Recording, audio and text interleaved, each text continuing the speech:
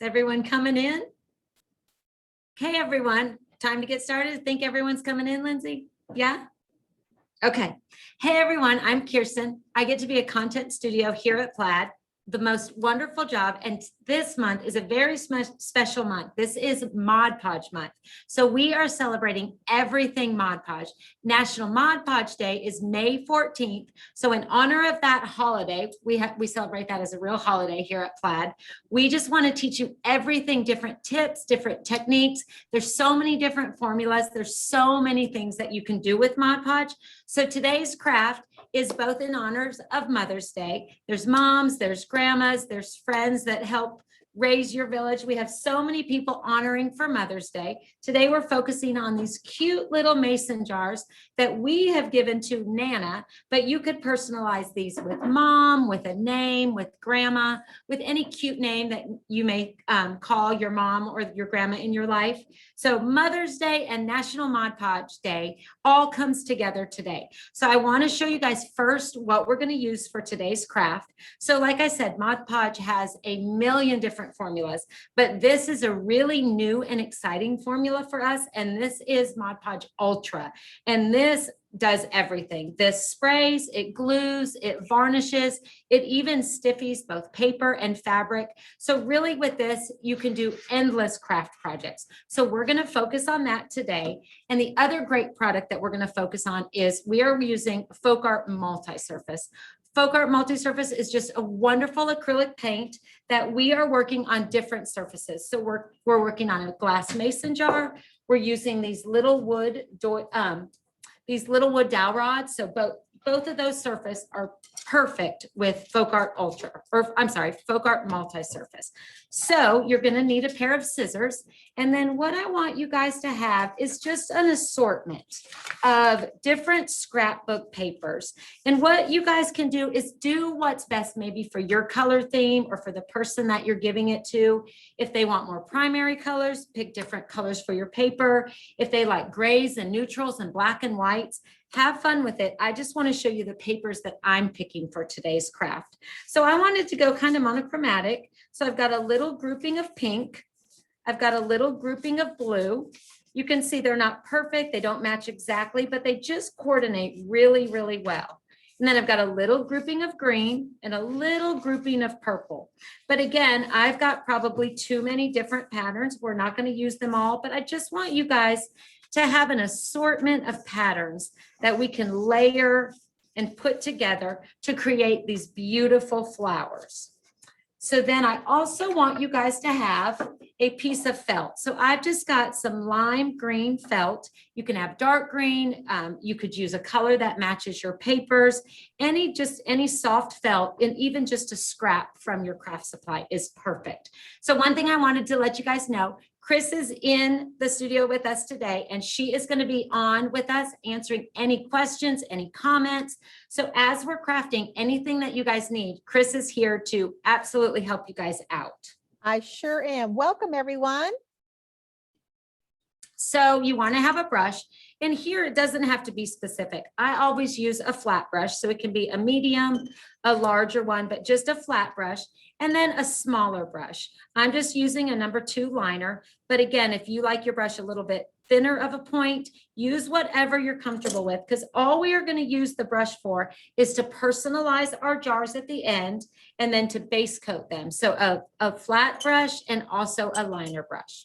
Okay, so let's get started.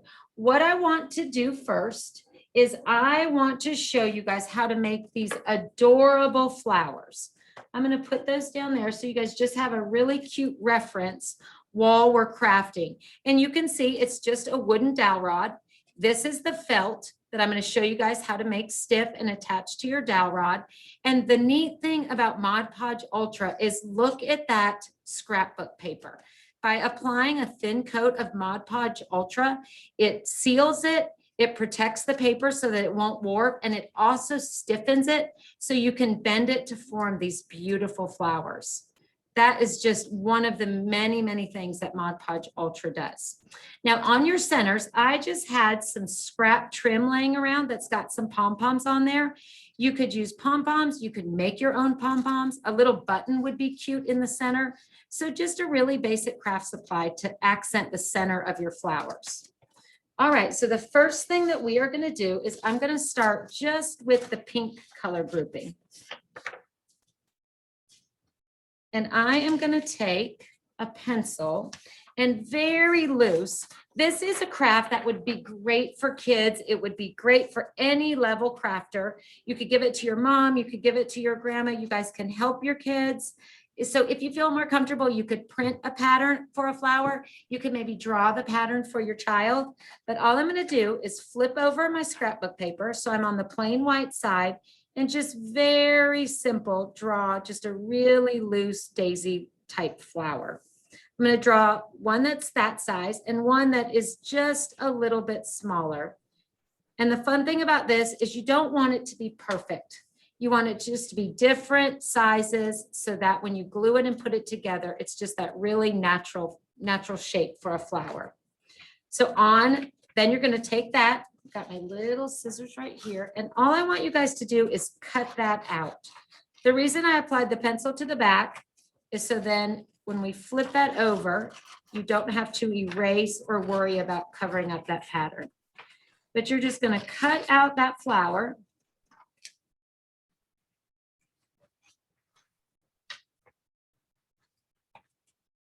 And this scrapbook paper is just traditional paper weight. So it's a thin, just thin paper, kind of like you would print on your computer.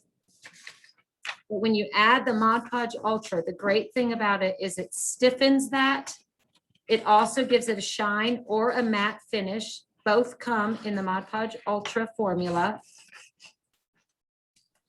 Just cutting really loosely. You want a really organic flower. Nothing perfect. You just want one to be a little bit larger than the other. Now, what we want to focus on today, because there's always dry time when you're crafting, we just really want to give you guys all the different techniques that you can use to create this project. So I'm only going to cut from the pink palette, but then what I want you guys to do when you're crafting at home is cut flowers to coordinate with your blue jar, your purple jar, and your yellow jar. But I've just got a large and a small flower. You can see, again, it's just really lightweight paper. So what we're going to do, I have got a paper palette here. You can have a silicone mat. You can have a paper palette. You can even have a plate. But I'm going to show you how easy it is to work with the Mod Podge Ultra. So one of the greatest things about the Mod Podge Ultra is it is a pump spray. So what you want to do first is you just want to test that a few times on a paper towel. And once you have pumped that, spray just a few coats, a few pumps onto the first side of your flower. You don't have to go back and brush it. When it dries, it has no brush strokes, it self-levels, and it's absolutely perfect. But you want to completely cover your paper. And then what you would want to do is you would want to let that dry. Let me move that so you guys can see that. You would let that dry. And then you would do the same thing with the back side of that flower. So you can see this is the same weight paper that we did the first side. We let that dry. We flipped it over and you can see, can you kind of see that gloss finish? So you can see that I coated both sides of the paper. And then look how stiff and durable it is. It's bendable a little bit. It would protect it from being ripped or torn, but you can see it has that beautiful gloss finish and it's also very, very stiff. Okay, so And you're going Kirsten, to, yes, Chris? we have a thought here. Can you Okay. help tell everyone how long it takes for the Mod Podge Ultra spray to dry before you flip Okay. it to the back side? So a little bit depending on maybe the weather and the humidity, but it should dry where you can flip it in just a few hours. And then when you do the second coat, maybe let that dry a little bit longer, just so it's durable, because we're going to add glue to add it to our stick. So the first coat, maybe an hour, and then the second coat, let that dry maybe 6 hours so that you can use it with hot glue to attach to your dowel. Great question. Okay. Thank you, Kirsten. Thank you. Okay, so once your paper is dry on both sides, you're gonna set that to the side. All of your flowers are gonna be drying. And then I just wanna show you guys how quick and easy it is to do, make sure I've got that right. Quick and easy it is to do this really easy kind of modern block painted jar. So I am gonna do the teal. So I'm gonna use a plastic plate. I'm gonna use a dark teal, a light teal, and a white. And this is where I was saying, if the person that you're giving this gift to maybe likes neutrals, or they like grays, or maybe more primary colors, just pick 3 coordinating colors, or maybe 2 coordinating colors and a white. It's really easy to get this modern type painting on your jar with just a dark, a light, and a white.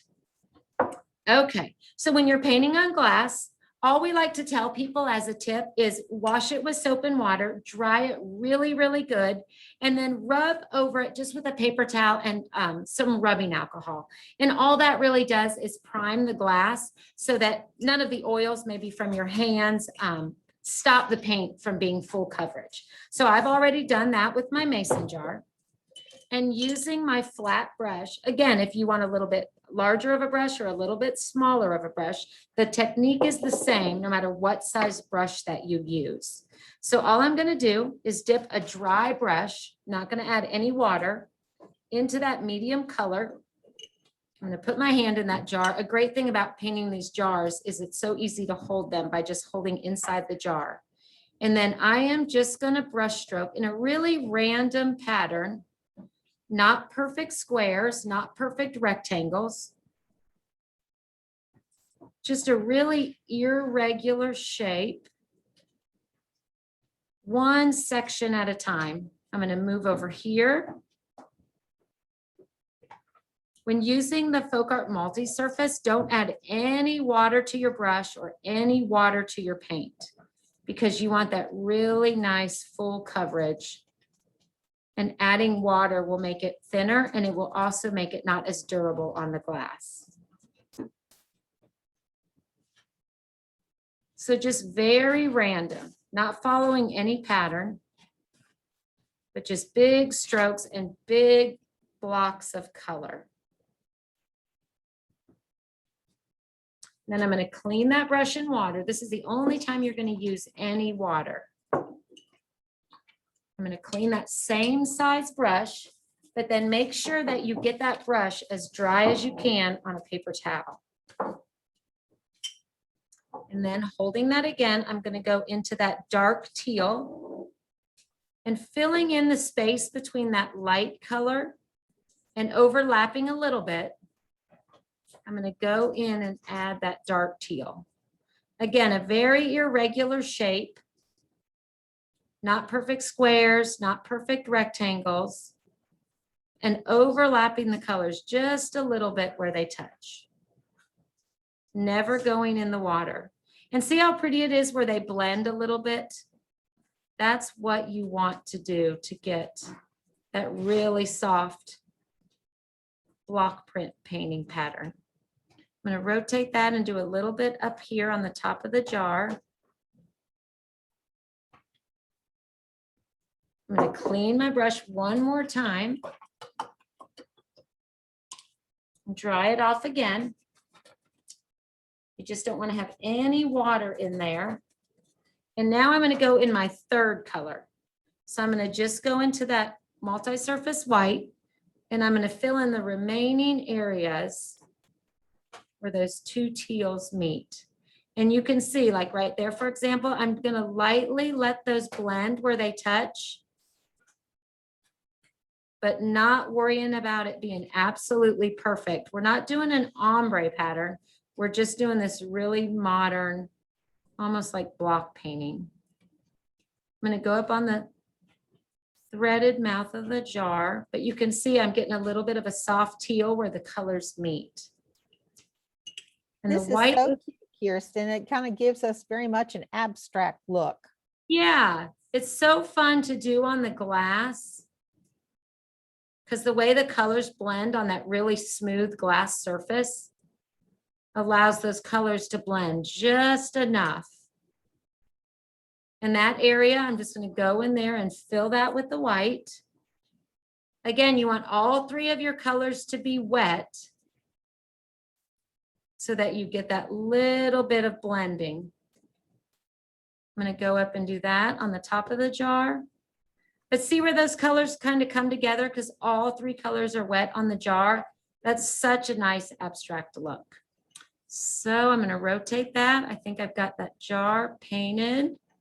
If there's any area that needs a little bit more paint, you can go right back in there. I'm going to add a little teal to the bottom. But you can see it's so fun to work with all three colors being wet because you get that little bit of blending.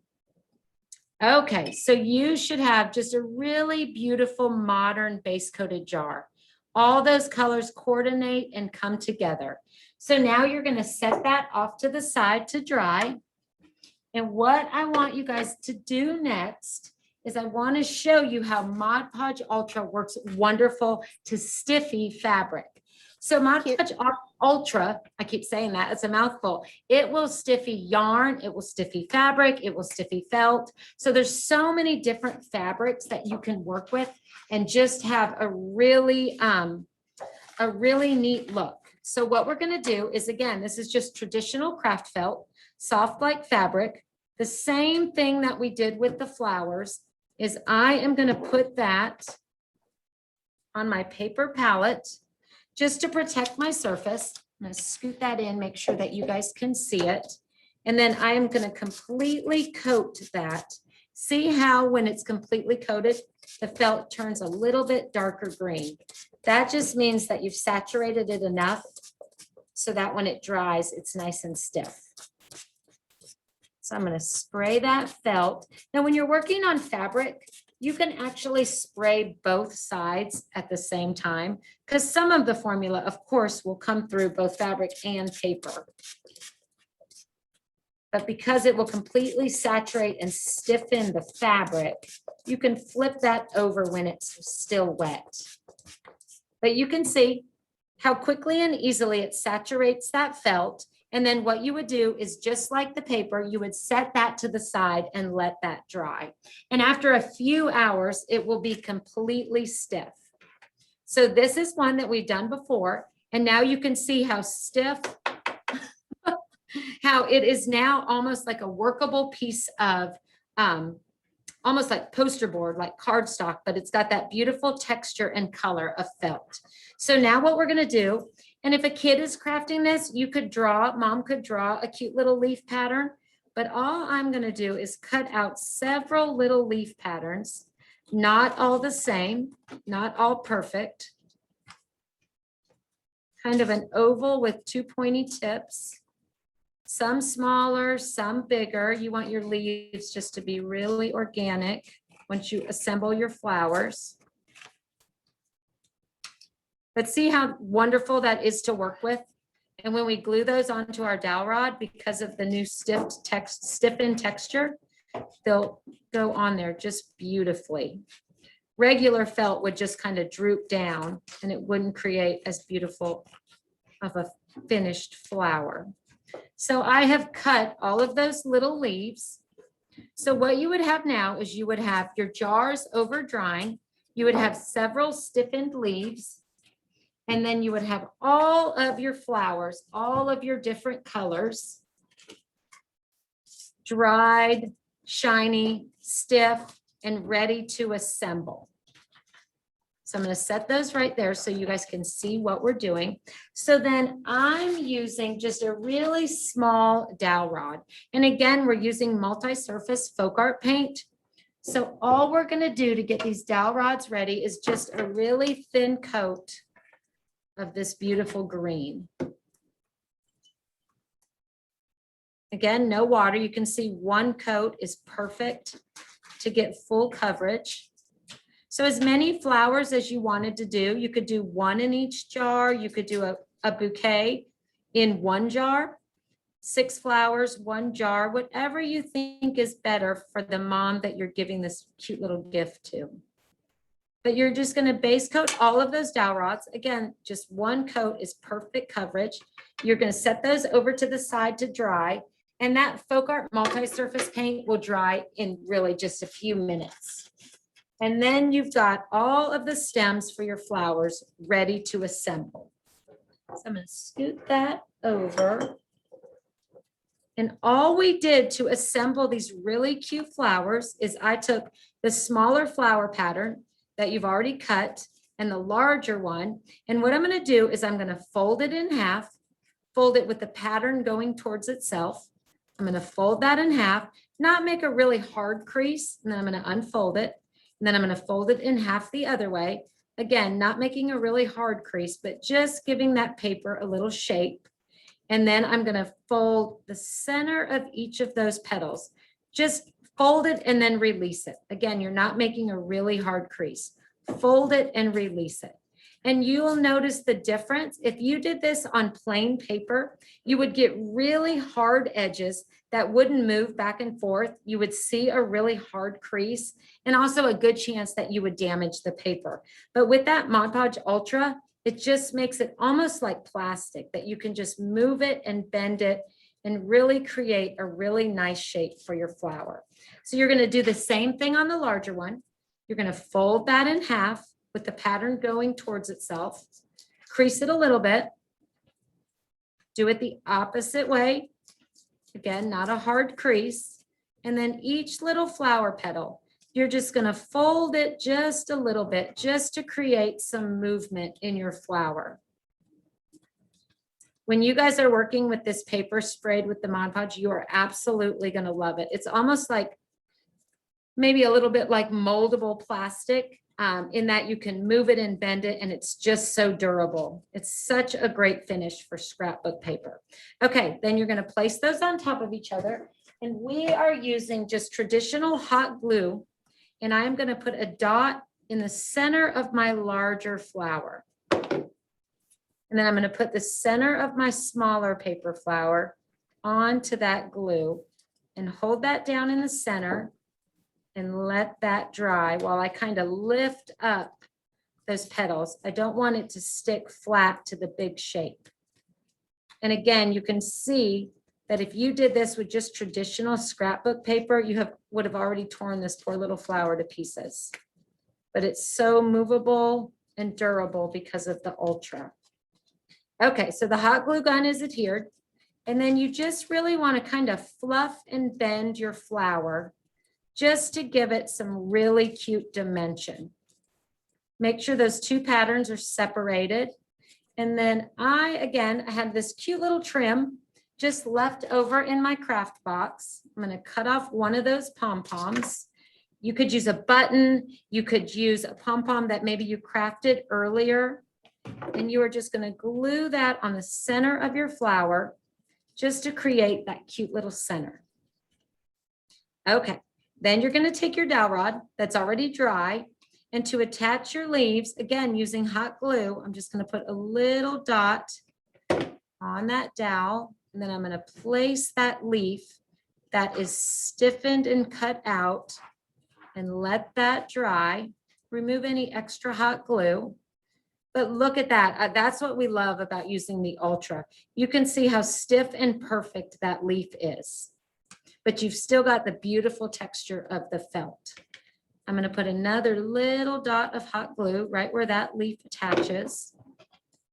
And I'm going to attach him. Glues perfectly to that FolkArt multi-surface. Nice satin finish. And then what you're going to do on the top of your dowel rod is you are going to just put a dot of hot glue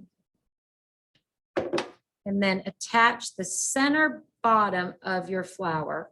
Hold that on there because you want to make sure that's glued on there nice and good. Hot glue dries very, very, very quick. So I'm going to let that dry while I hold that down. There we go.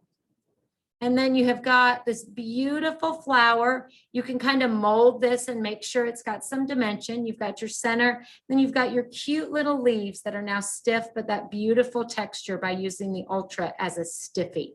So you can make so many different flowers, so many different fabrics, so many different patterns. And then your jar should be dry.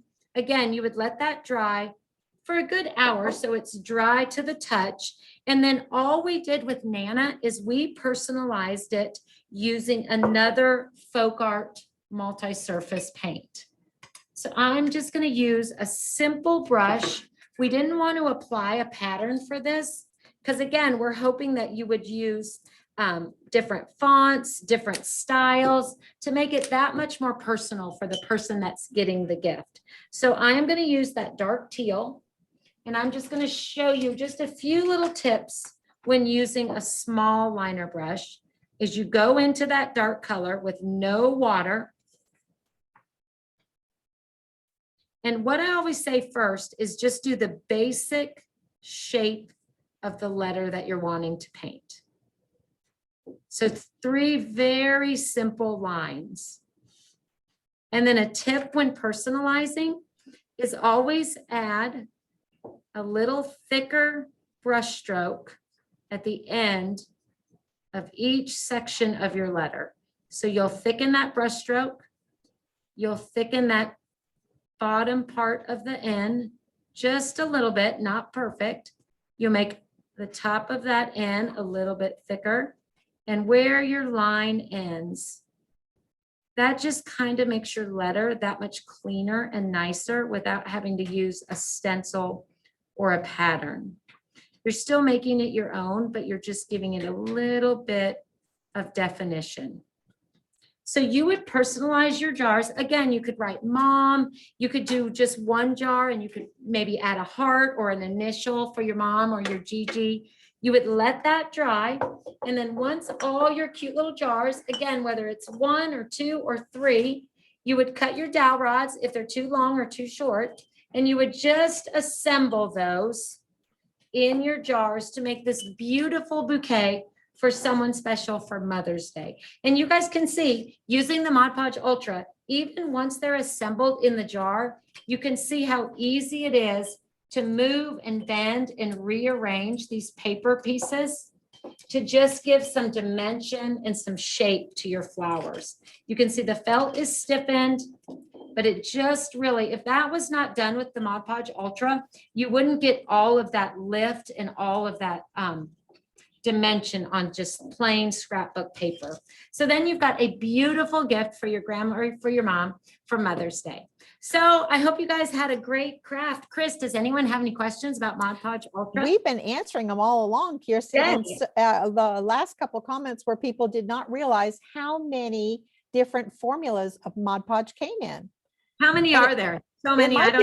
It might be great for you to show the label of the Mod Podge Ultra too, so that, yeah. Okay, here or here? There we go. Yeah, Okay. maybe bring it up a little bit closer to the camera. There we There go. we go. And you can see that it's available in both matte and gloss. Yep, and these are wonderful. I'm sure Chris answered all the questions, but these do so many things. And they work with all of our other Mod Podge formulas and all of our acrylic paint formulas. So there's so much that you can do with the Mod Podge Ultra. Any other questions? No, several comments about what a nice, quick, simple project this was and how great it would be to create this for Mother's Day. It was perfect timing, Kirsten. Well, everybody, thank you for joining us. We'd love to see all of your projects. So maybe take a picture and hashtag plaid crafts. We would love to see what you guys crafted, and happy Mod Podge month and happy Mother's Day. Thanks, everyone. Bye.